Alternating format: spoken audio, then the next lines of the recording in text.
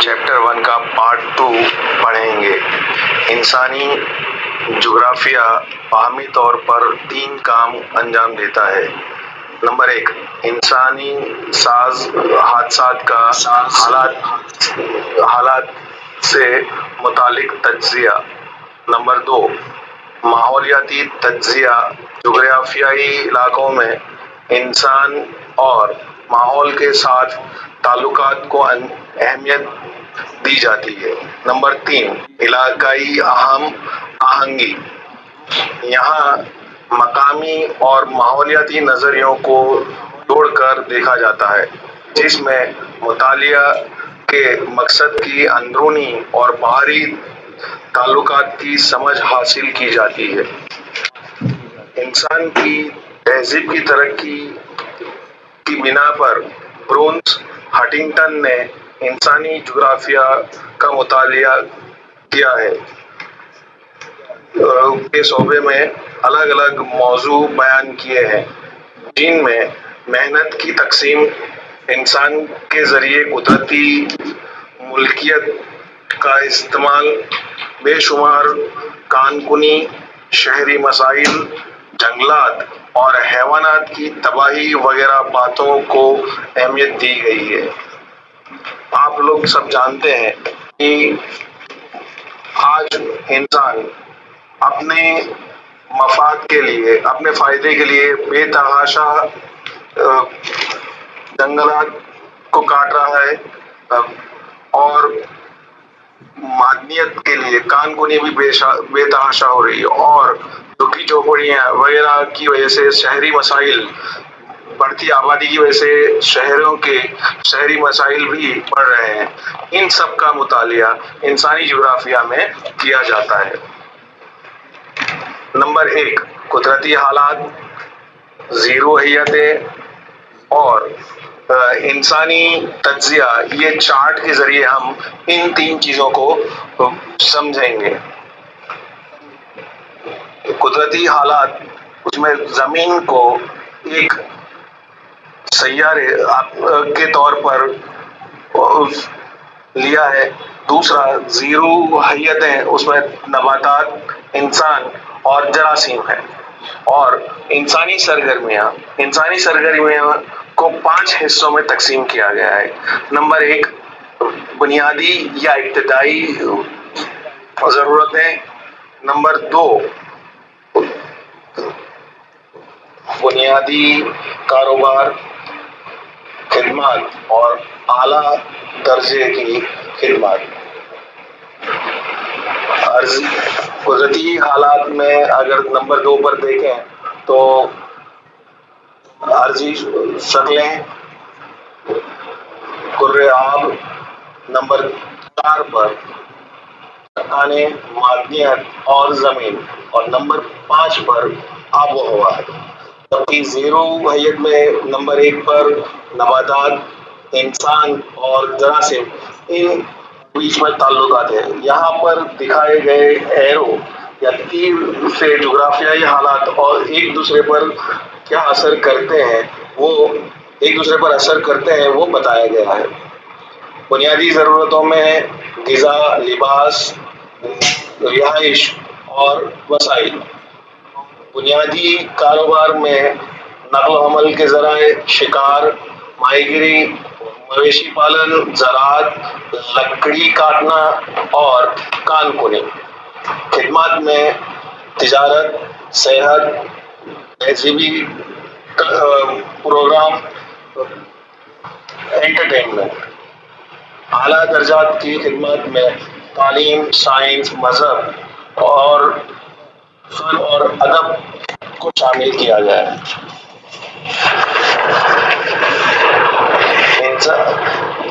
دوسرا فگر اگر دیکھیں، دوسرے شکل دیکھیں تو اس میں جغرافیہ کی مختلف شاخوں کو دکھایا گیا ہے۔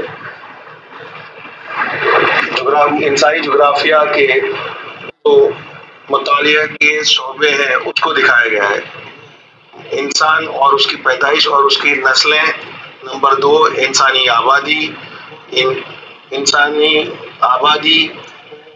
آبادی میں اضافہ، آبادی کا گنجان پن اور آبادی کی مردم شماری یا سینسس۔ نمبر 3، انسان کی بنیادی ضرورتیں۔ نمبر 4، قدرتی ماحول کے ساتھ ہم آہنگی۔ نمبر 5، انسانی بستیاں۔ نمبر 6، انسان کی اقتصادی سرگرمیاں۔ نمبر 7، سماجی اور تہذیبی ادارے۔ نمبر 8، ادب، فنون، مذہب اور موسیقی۔ 9، نظام حکومت اور ایڈمنسٹریشن۔ نمبر 10، وسائل کا جائزہ اور اس کا تحفظ۔ یہ انسانی جغرافیہ کے مطالعے کے شعبے ہیں۔ اب انسانی جغرافیہ کے مطالعے کے نظریے کی اگر بات کی جائے تو اس کو 5 حصوں میں تقسیم کیا گیا ہے۔ سب سے پہلے تاریخی نظریہ، مقامی تجزیے کا نظریہ، ماحولیاتی تجزیے کا نظریہ۔ اس میں 2 قسمیں ہیں، زبریت پسندی، امکانی نظریہ۔ نمبر 4، برتاؤ کا نظریہ، اور 5، انسان کی فلاح کا نظریہ۔ پہلے ہم تاریخی نظریے پہ نظر ڈالتے ہیں۔ انسان کی پیدائش سے آج تک قدرتی ماحول کے ساتھ اس کے تعلقات تغیر پذیر رہے ہیں۔ 18ویں صدی میں صنعتی انقلاب کے بعد تکنیکی اور سائنس کے شعبے میں ترقی، اس کے نتیجے میں انسانی زندگی کی طرز زندگی میں تبدیلی آئی۔ آپ لوگ جانتے ہیں پہلے 18ویں صدی سے پہلے ہاتھ سے کپڑا بنا جاتا تھا، جبکہ اب پاور لوم اور یہ سب چیزیں، کپڑے کی میلیں، سوتی کپڑے کی میل وغیرہ، 18ویں صدی میں جو صنعتی انقلاب برطانیہ میں ہوا، اس کے بعد سائنس کی ترقی کے بعد انسان کی زندگی میں تبدیلی آئی۔ پہلے انسان پیدل چلتا تھا، اس کے بعد گھوڑا اور گھوڑے کی سواری، اس کے بعد motor car, plane, air plane وغیرہ ہماری اس زندگی کے طرز زندگی میں تبدیلی دیکھی جا سکتی ہے۔ اس نظریے سے سمجھ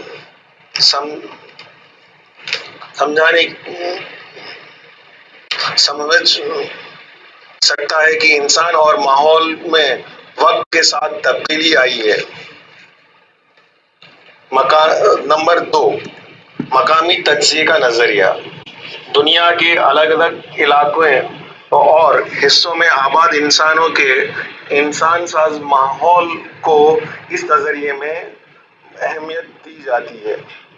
اس نظریے کے ذریعے انسانی زندگی کے مختلف طرز حاصل ہوتے ہیں۔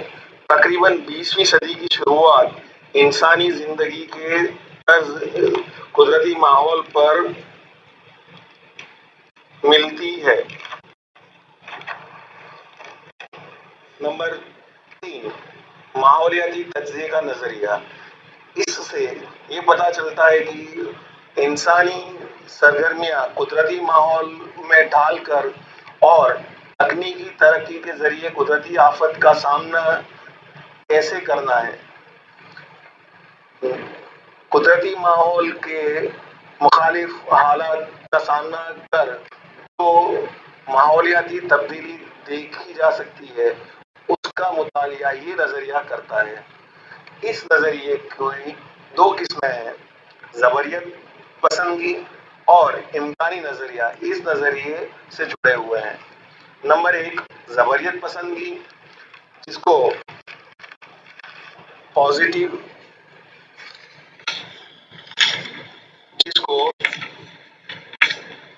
پاسبلزم بھی کہا جاتا ہے،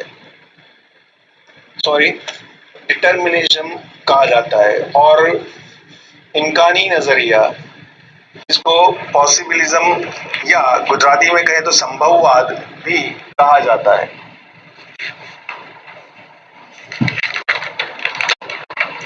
जबरियत पसंदगी इस नजरिए के मुताबिक इंसान की तमाम सरगर्मियां और तमाम काम माहौल के जरिए कंट्रोल होते हैं, यानी कि इंसान के हाथ में कुछ नहीं है, माहौल की वजह से इंसान अपनी सरगर्मियां को अंजाम देता है। इंसानी गिरोह, मुल्क की तारीख, इंसानी तहजीब, तर्ज जिंदगी और तरक्की कुदरती माहौल पर असर करते हैं। ये नजरिया इंसान को गैर फाल शुमार करता है, यानी कि निष्क्रिय। अगर हिंदी और गुजराती में कहें तो ये इंसान को निष्क्रिय बताता है, इंसान के हाथ में कुछ नहीं है।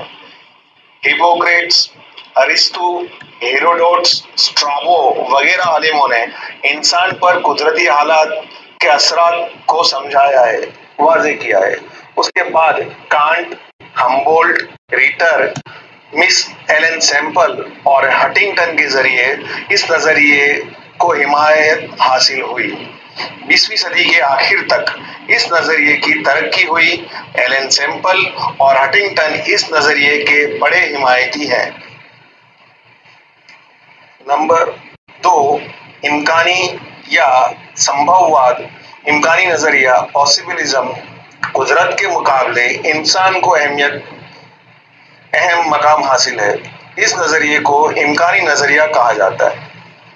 लुसियन फावर ने इम्कान पसंद लफ्ज को सबसे पहले इस्तेमाल किया। कुदरती अनासिर के इस्तेमाल का फैसला इंसान ही करता है।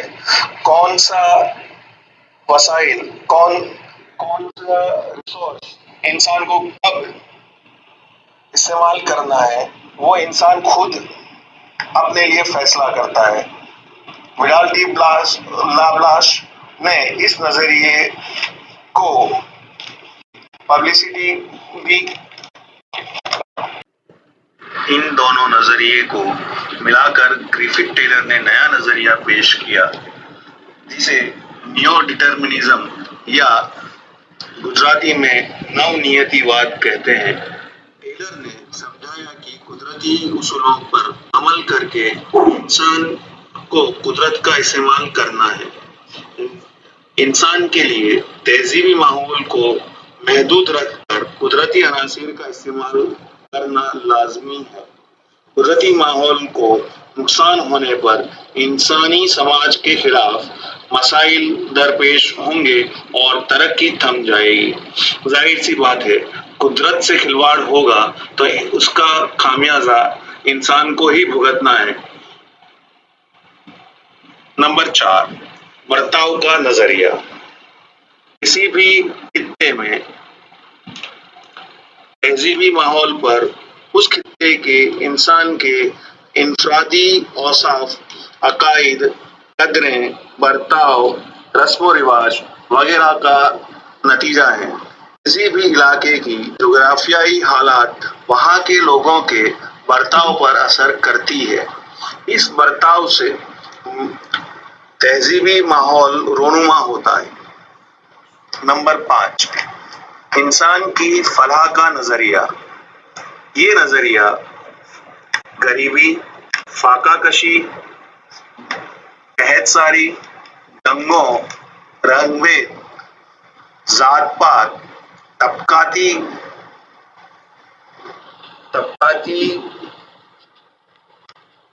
कशमकश, दहशतगर्दी, हादसात वगैरह का कुदरती माहौलियात के हवाले से मुतालिया करता है।